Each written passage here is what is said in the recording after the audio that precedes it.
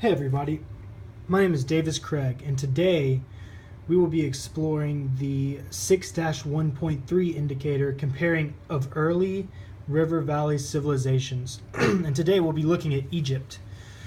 So just when we start out, if you look here in the center, we have the Nile River, which really this was the center of life in early Egypt. So, and coming off of it here, we have irrigation. We'll get to that in a second. But just with the river, it was the center of early life. So, farmers, everybody was drawn to the banks of the Nile River, and when it would flood, it would leave behind rich soil for farming. So, they religiously checked water levels and wanted to know whether or not it was going to be a good harvest or a bad harvest based off of the flood levels of the Nile River. But over time, they kind of got this new idea of this irrigation system. So they started channeling water out of the Nile River into their fields and started producing grains at a much higher level.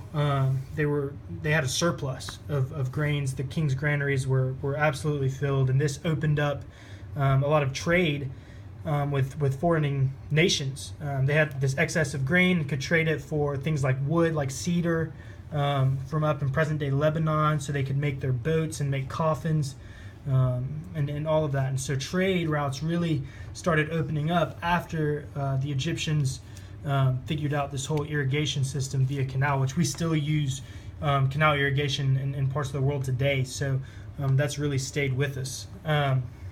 As far as their written language, at first this right here says Egypt in hieroglyphs, and at first this was their area of written language. So you've got EGYPT, and at first this was how they communicated with everything, and you had to be super educated to actually write. Scribes would go to school for sometimes 4 years and then be an apprentice for as long as 7 before they were scribes in their own right. But over time, they simplified it to a shorthand version for everyday, writing needs, which really took hold. But until the discovery of the Rosetta Stone by Napoleon's troops in the late 1700s, we had no clue what hieroglyphs actually meant. We had no frame of reference for how these letters formed or what they meant. But after that code was cracked, it really opened up the floodgates for figuring out all of these sacred carvings, as the Greeks called them, hieroglyphs, what they meant and what they were used for. And oddly enough, they were actually used a lot in religious carving. So this right here is how the Egyptians depicted their sun god Ra.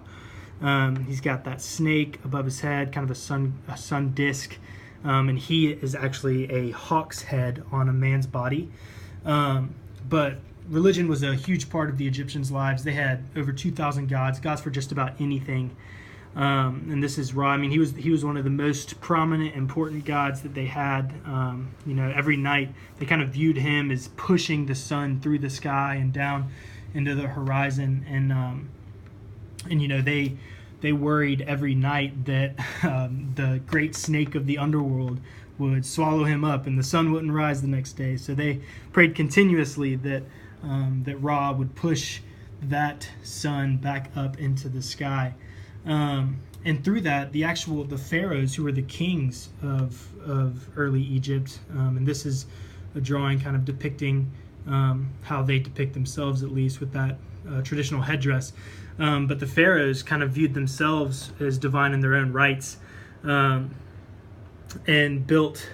had some of the great first architects build these pyramids as their tombs, as their gateways into the afterlife, because they were super worried that after they died, they wanted to make sure that they spent eternity in the field of reeds and didn't get lost somewhere in the middle. And so they had the great pyramids, especially in Giza, built as their tombs. But back to the pharaoh, he was the top of the political spectrum. He was the head honcho, the top of the food chain. But underneath him, he had certain officials like the vizier who kind of maintained justice while he, did his thing ruling. And under that, there were several hundred elite families, and then the upper middle class that was educated, and then the bulk of the community, which was uneducated, illiterate, commoners that were really tied to the land. They had no real way of escaping. But this is ancient Egypt, as we talked about, and it's interesting to see how it all starts with the Nile River. That really it's the center of the drawing, and it's the center of their world. But yeah, so thank you again. Have a great day.